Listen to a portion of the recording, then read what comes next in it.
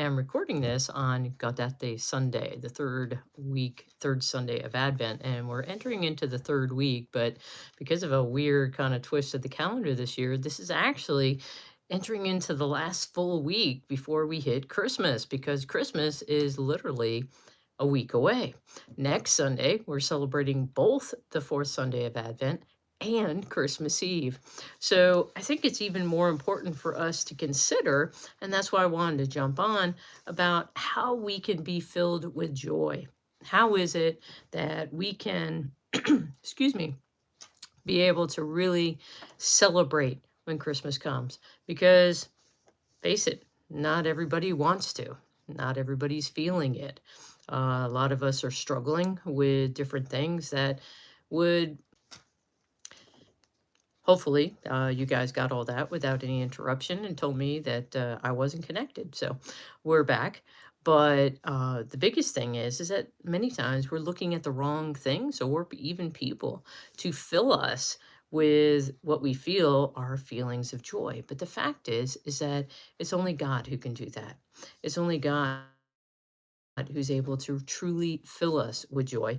And when we're feeling heavy burdened and laden with lots of cares and worries, it's really hard. But then that's Jesus tells us, take my yoke upon you and I will give you rest, because my yoke is easy and my burden is light. If you want to read that for yourself, that's in Matthew 11:28-30.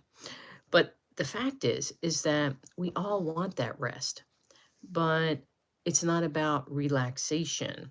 Rest is really about the achievement of joy. We think that we'll get joy when we have tons of stuff and we have comfort and ease. But the fact is that when we empty our lives out, when we empty ourselves, when we turn our life over to pursuing God's direction, then we become filled with the true things that will fill us with the greatest joy.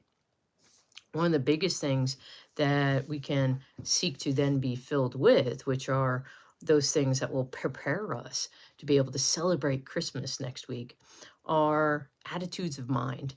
I want to focus on one in particular, and it's meekness. Meekness really gets a bad rap, is really low. And that's really sad.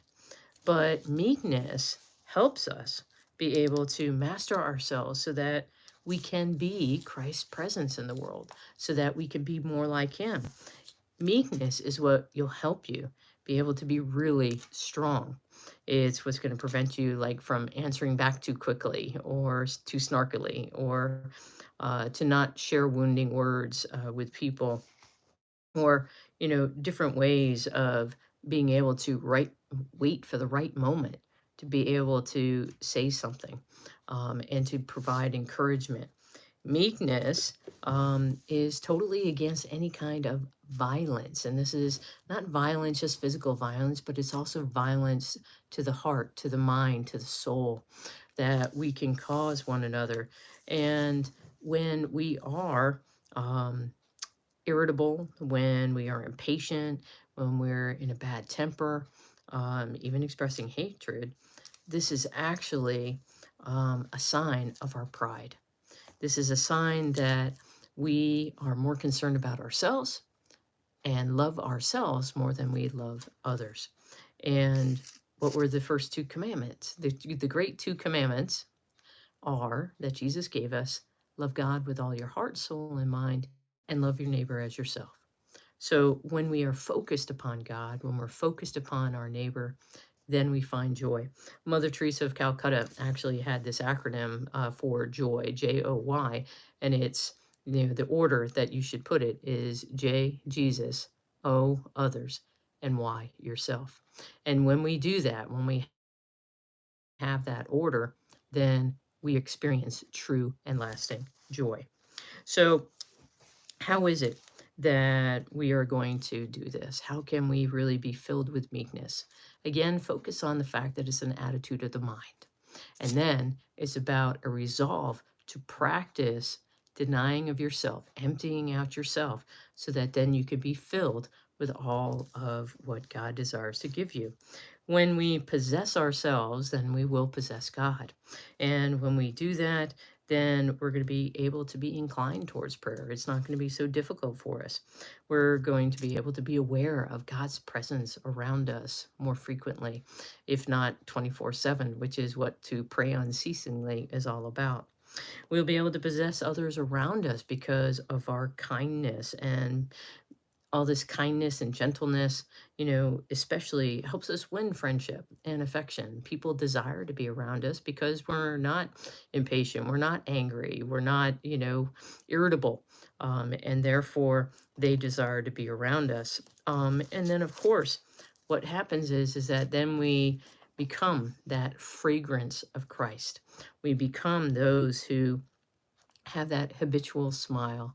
We are in good humor and filled with happiness and love and understanding for others. This helps us be able to make sacrifices for others.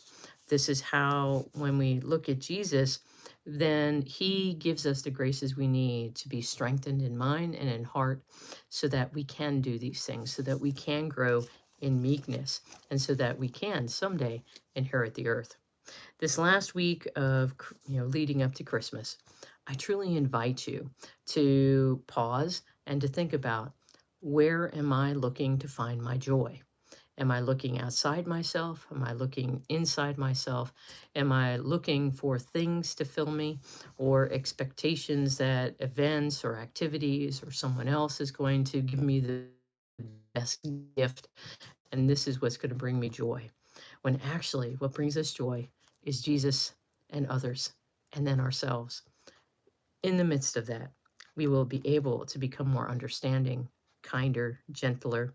And what happens is that our rough edges kind of get smoothed out. But in the end, it's the meekness of where we're able to master ourselves so that we're able to draw close to Jesus. And when the time comes, to be able to adore him in humility, for us to be able to adore him and to be filled with joy. I hope that these thoughts help you as you're entering into this last week, full week of Advent, so that come Christmas, you will be able to celebrate with faith and hope and joy